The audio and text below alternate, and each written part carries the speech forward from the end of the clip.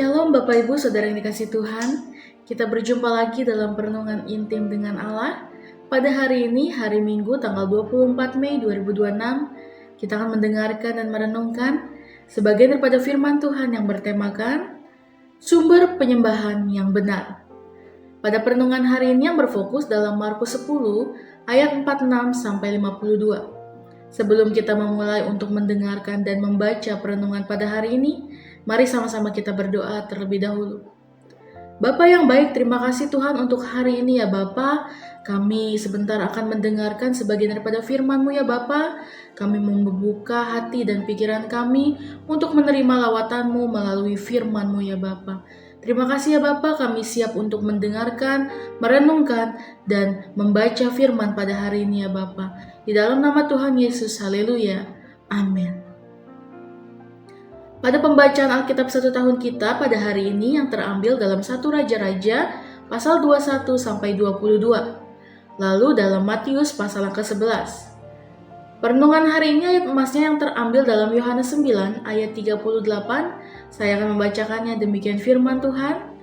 Katanya, "Aku percaya Tuhan." Lalu ia sujud menyembahnya. Dalam kehidupan ini banyak orang datang kepada Tuhan hanya karena membutuhkan pertolongan. Ketika berada dalam kesesakan, sakit, kegagalan, atau keputusasaan, manusia mulai mencari Tuhan. Namun Tuhan tidak hanya ingin menjadi tempat pelarian sementara. Tuhan rindu agar setiap orang mengenalnya secara pribadi dan hidup sebagai penyembahan yang benar.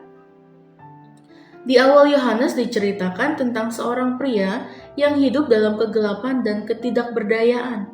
Ia buta sejak lahir, tidak memiliki harapan, dan dipandang rendah oleh banyak orang. Namun ketika Yesus menjamah hidupnya, segalanya berubah.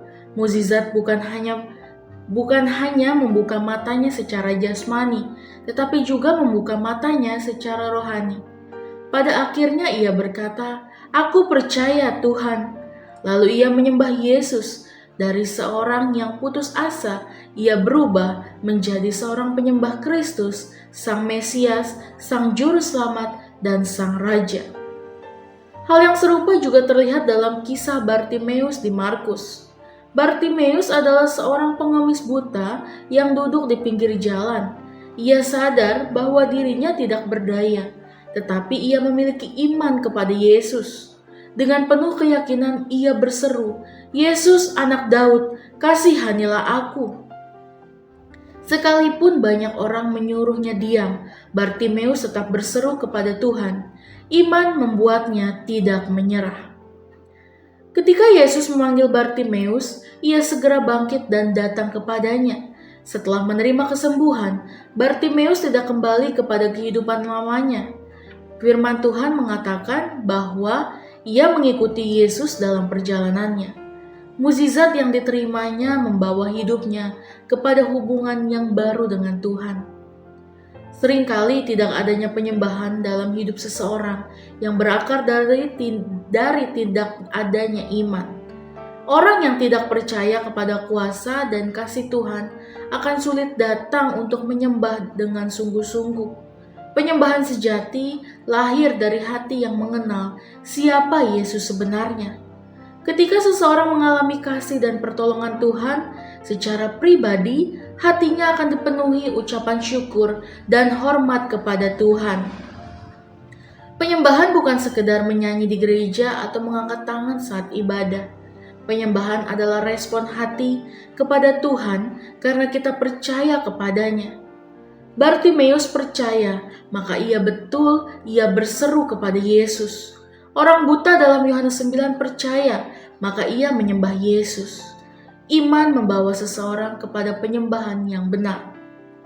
Hari ini Tuhan juga rindu agar kita tidak hanya mencari mukjizatnya, tetapi mengenal pribadinya. Tuhan ingin setiap kita memiliki iman yang hidup dan hati yang menyembah. Saat kita percaya kepada Kristus, maka penyembahan akan mengalir dengan tulus dari dalam hati kita. Refleksi kita pada hari ini, refleksinya, apakah selama ini kita datang kepada Tuhan hanya karena kebutuhan atau karena kita sungguh mengenal dan percaya kepadanya? Sudahkah iman kita menghasilkan penyembahan yang benar kepada Kristus? Mari sama-sama kita berdoa. Tuhan Yesus, terima kasih Tuhan pada pertolongan hari ini ya Bapa. Ajar kami untuk memiliki iman yang sungguh-sungguh kepadamu ya Bapa. Biarlah kami tidak hanya mencari pertolongan-Mu, tetapi juga mengenal Engkau sebagai Tuhan dan Juru Selamat kami. Ubah hati kami menjadi hati yang penuh penyembahan dan ucapan syukur kepadamu setiap hari ya Bapa. Terima kasih Tuhan Yesus, biar firman ini menjadi rema bagi kami dan firman-Mu yang mengkehendaki kami untuk hidup di dunia ini ya Bapa. Biarlah hidup kami menjadi kehendak-Mu ya Bapa. Terima kasih Tuhan Yesus, dalam nama Tuhan Yesus, haleluya, amin. Salam sejahtera bagi kita semua, shalom.